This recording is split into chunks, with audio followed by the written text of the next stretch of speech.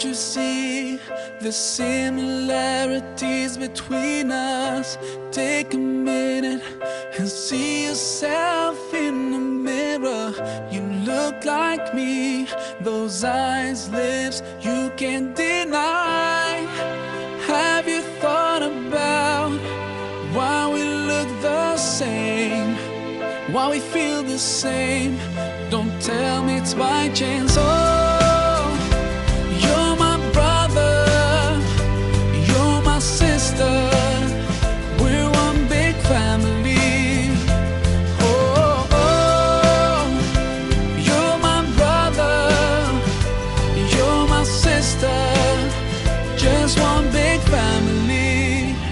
Hello and thanks for joining us again. This is another episode of CAG International Water. Our project still remains touring places of the world to virtually invite places of different places to learn from them what are the causes of diversities among the human race and to hopefully come back with possible practicable solutions. Today with me um, is a woman of integrity, is a woman of respect, one of those I look up to as role models. But before I introduce her, today we'll be touring together a country I do refer to as a world on its own, a country where there is no no people of the world that are not present in there. Today with me, I will seek your indulgence to join me as we tour United States of America.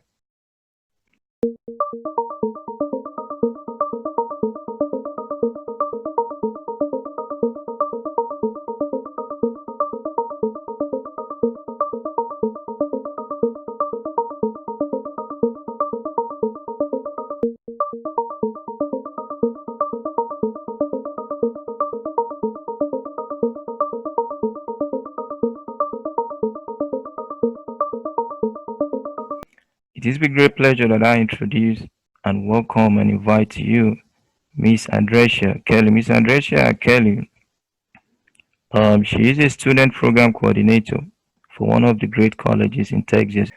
She is a student program coordinator for what we call the Student Life Institute, one of the great institutes that we have within the world of Texas. She has been a program coordinator for Dallas College in the student life for 8 years, for 8 good years. So he has this experience of relating with diverse students of different places. So we want to learn from her experience and for her to share a perspective, majorly the United States of America. How does the Americans see humanity? Do Americans believe we all can work together irrespective of our background, irrespective of our color, irrespective of our tribe, our language, our religion? So do Americans believe each and everyone can work together as humans, irrespective of these factors? Without wasting much of time, it is with great pleasure that I invite you, Mrs. Andresia. Okay.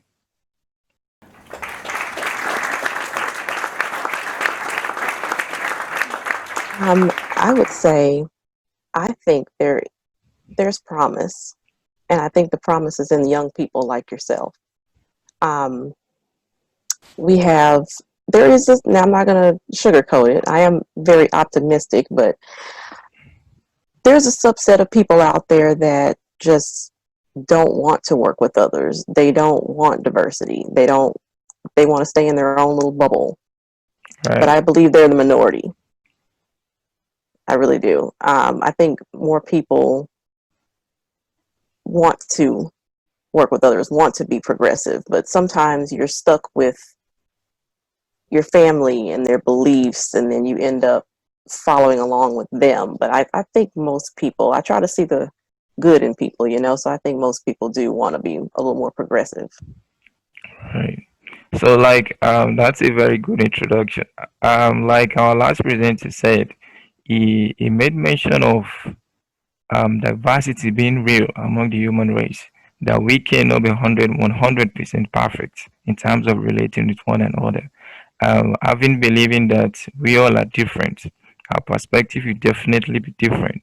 But how can irrespective of this natural and irresistible natural factors, how can we work together irrespective of people instilling this ethnocentrism mentality, racism mentality, being the best mentality? How can we eradicate all of this? And the first thing I want you to share with us is what are the causes of these diversities?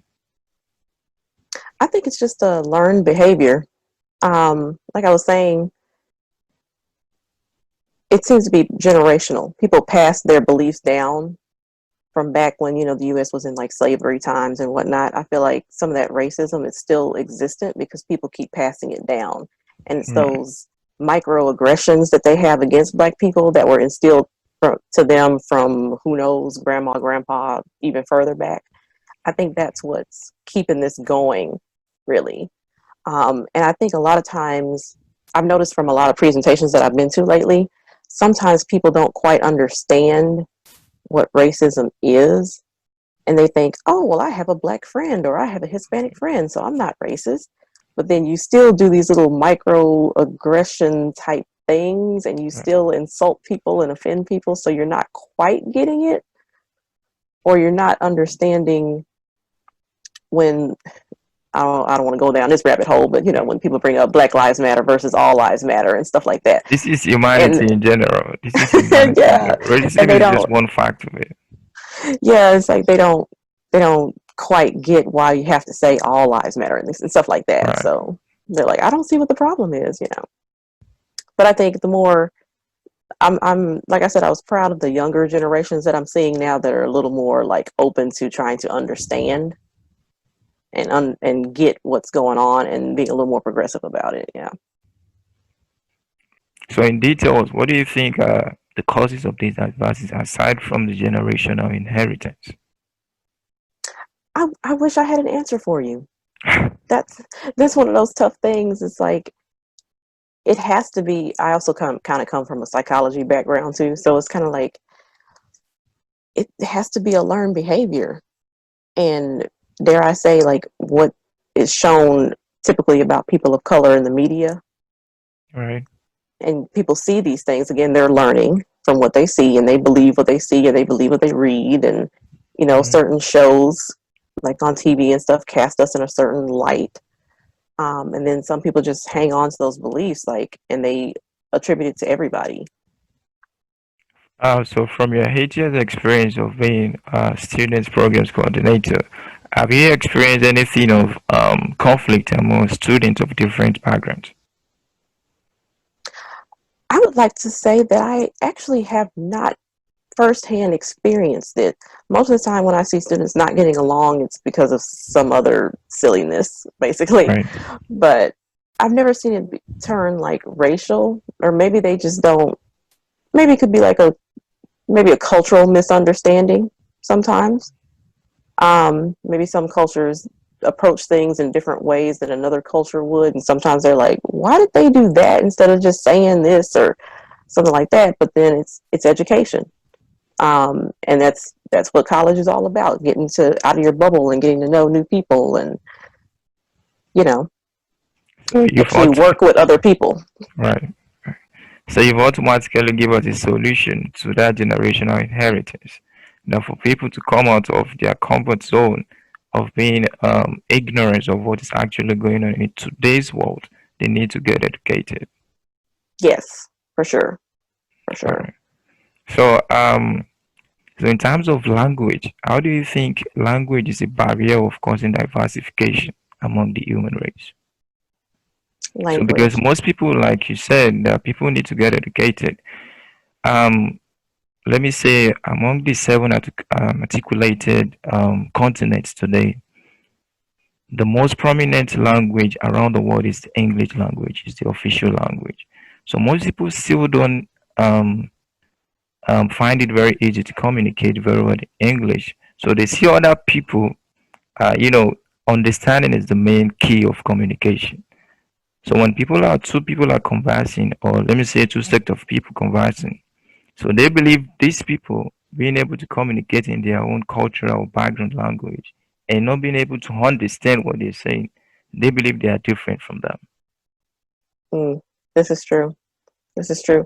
Um, I will say I always notice that our international students, they speak a very proper English that I wish we spoke here. It's like it's all English, but it's a little bit different. Right. It has a little bit swing to it. And then some people take that as, oh, they're different, but it's not really a difference. Um, I didn't even, well, I guess I knew, but I didn't really realize that English was the number one language across the board. Um, like I was saying, I wish in America that we spoke more of the proper English, and then also that we would learn more languages. I notice other students, they come from um, like Africa and everywhere, and they speak several languages, and Right. that's just not something we do here. Coming back to education again, we're Right. educated so differently across the globe. So it is very certain that we will keep on having this, that people not being able to understand themselves very well. So how do you think we can work together if I don't understand what you're saying and you don't understand what I'm saying and we are in one same thing together? Let's take for instance, we are in a class together. We are in a class together. You don't understand what I'm saying. I don't understand what you're saying, and we need to work together. Let's assume a project has bring us together. We need to work together towards achieving this certain goal. So how do you think we can achieve this? Well, the one thing we teach all the time is active listening. Make sure that you seek first to understand. That's one of your key points, though. Yes, and then be understood. Exactly. So you got to make sure you are doing your active listening, where you're actually making sure you understand what the person's saying and not assuming. Basically, is the gist of that. I know you know this, but for other people, um, when someone talks to you, you paraphrase and you say it back to them, everything that they're saying. So you're making sure that you're understanding and you're following the conversation, and you're not just, taking something Just and then nod going in your off on some head. other tangent. Yes. So if you So have that good back and forth and you completely understand them and you make sure and you're verifying that you understand them, then you can also talk and be understood as well. And hopefully that person will do the same with you once they see that. It's very, once you start doing it with somebody, you can see the keep along with difference. other people of that same language or same factor. Yes, yes. And it's okay to ask questions if you don't understand Right. something. Be like, repeat that. What was that? Especially if you're working on a school project, please get it right. Now let's take it around the world now, Miss Kelly. So um we want you to this current tour that we are both journeying together. We want you to take us within the world of United States. Like our last speaker said, take us through Nigeria. He made mention that we all need one another. That as much as the um the Germans need the Nigerians need the Germans. As much as the Russians need the Americans need the Russians. So he made this fact very clear that we all are blessed with unique things and we need one another. We keep needing one another. So how do you think United States in general can incorporate this idea of the whole world working together? Oh, see, I was about to say something crazy. I was like, No, first of all, this is a humanity discussion, Skelly. first of all, maybe we can get someone in the head office that other countries actually respect. That would be a start. Um, but of course, America does need other countries. We can't produce everything, as you can see. We import, export a lot of stuff, so we can't do it all ourselves. Um, I wish I was more of a world traveler to see how other countries function a little bit better, but um, I think. Oh, and you also said Russia too. That like was a trigger, I think, with all the stuff that's going on right now.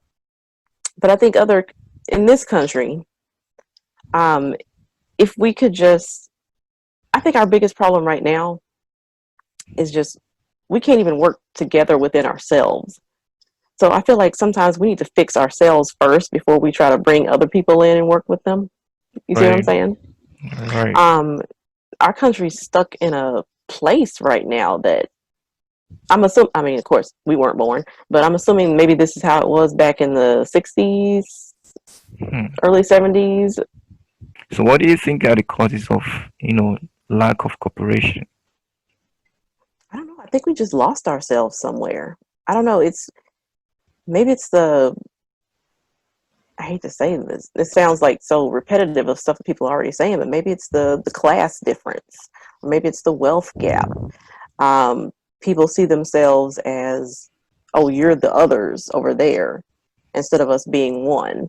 Even like within races or whatever, you got some people that see themselves as better than others, and that kind of stuff. Right. And I think it was more collaborative. Everybody was working for the same cause back then, but now it's kind of everybody's working on different stuff.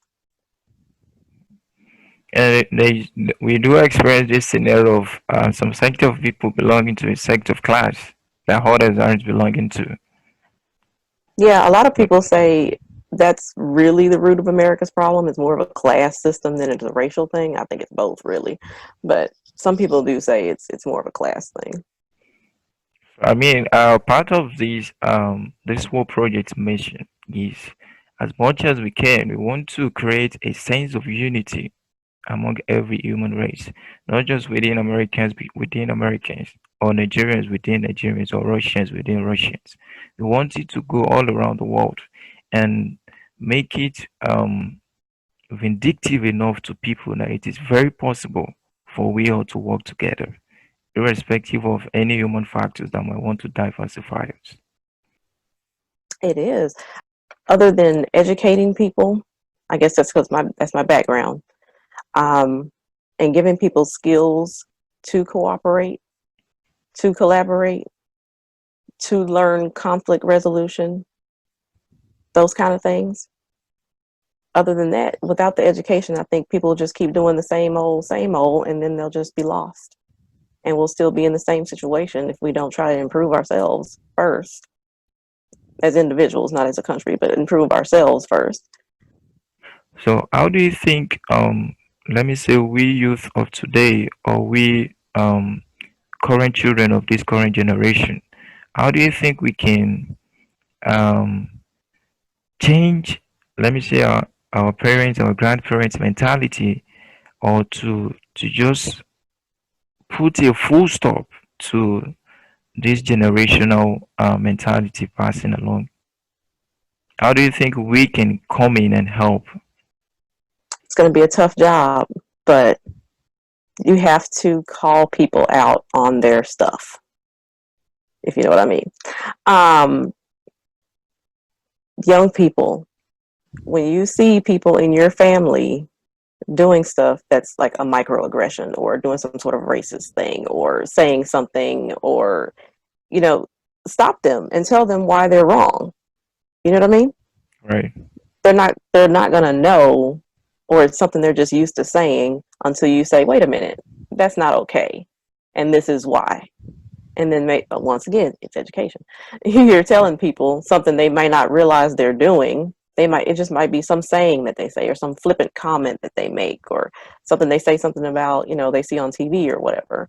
But if you just stop them and be like, do you realize what you're saying, and look at it from this perspective, right, that's how you change people's minds. all right. And you're like, oh, I never thought about it like that. And then, maybe that could change a behavior. So in terms of people of different tribal culture getting married to one another, do you think this might brings a sense of love between those two cultures? I mean, um, let's say a Chinese getting married to an American, or a Russian getting married to a Nigerian. So how do you think marriage between two people of different cultural background can be a key solution to eradicate this diversity? I think it can help. I do. I think it can help. And then that'll be where more families blend, and then people will get to know each other's culture. Right. Again, a learning experience. Now, I sound like a teacher, but when you blend families, you do get to actually immerse yourself in another culture. Hopefully, there's not a person that's not willing to do that and learn about their other family's culture.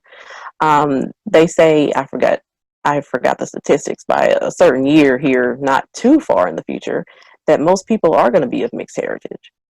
And that sounds progressive to me, because it'll be, I guess it'll help with that whole, like, there's this race against this race kind of thing. More people will be blended anyway. So I think it can help. So, focusing on United States of America's independence since the 70s till today, do you think um, within this long distance of independence, how can we make Americans retain themselves, work together, Did you say redeem themselves? redeem and work together? Oh, I think I see some promise right now, though, with Mm, Americans working together. Although still kind of divided between Democrats and Republicans and that kind of stuff. But I do see groups of people, and again, the younger people, um, more focused, more like working together, more let's collaborate on this, let's work together on this cause. right, I mean, we have people out here like protesting in the streets that I haven't seen in a long while. You know what I mean?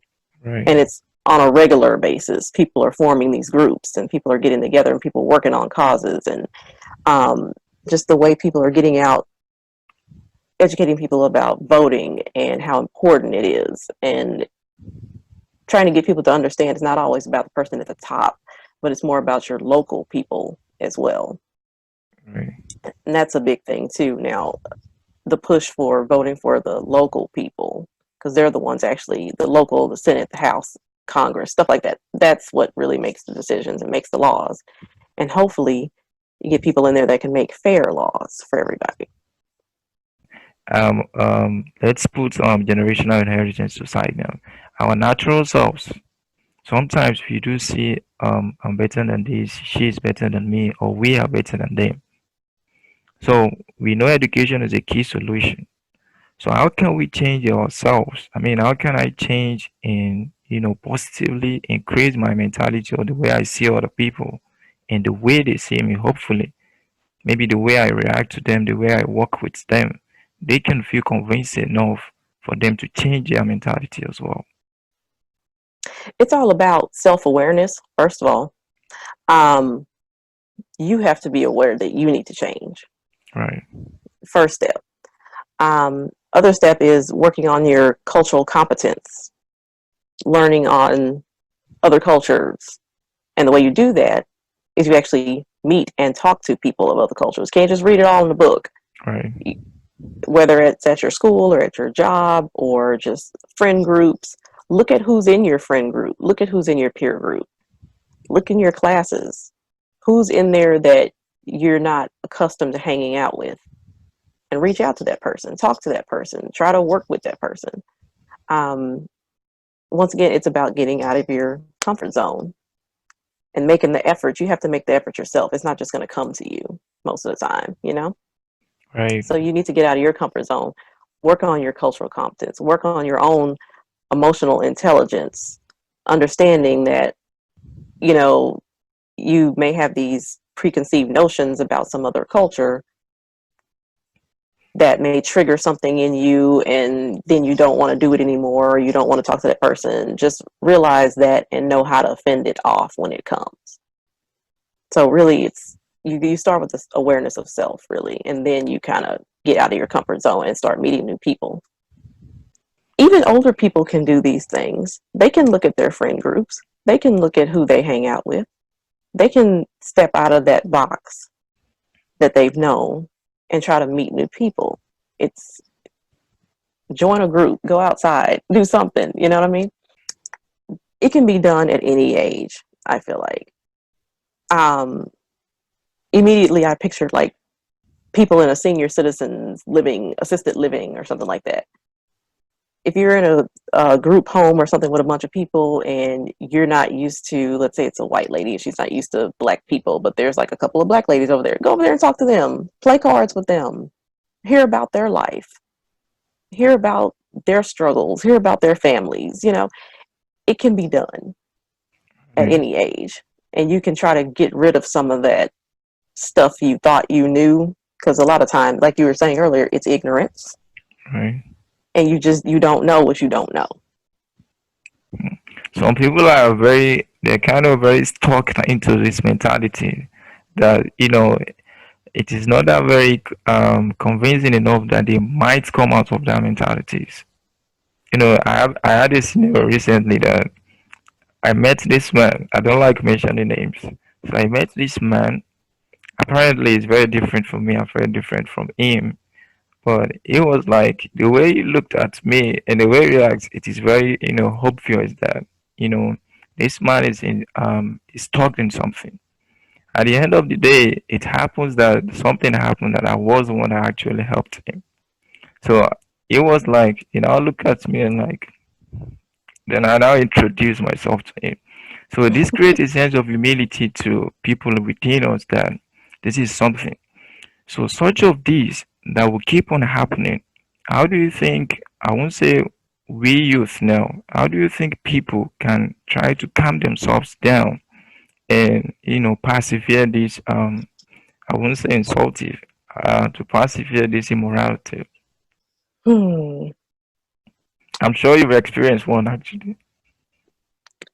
You know, I whenever I go to talks about race and people working together, and I listen to people's stories about um, people, doing racist things to them, I kind of wonder sometimes. I'm like, am I oblivious to it, or is it because I can't think of a certain instance or a certain story where I've experienced something like overtly racist. I'll say that.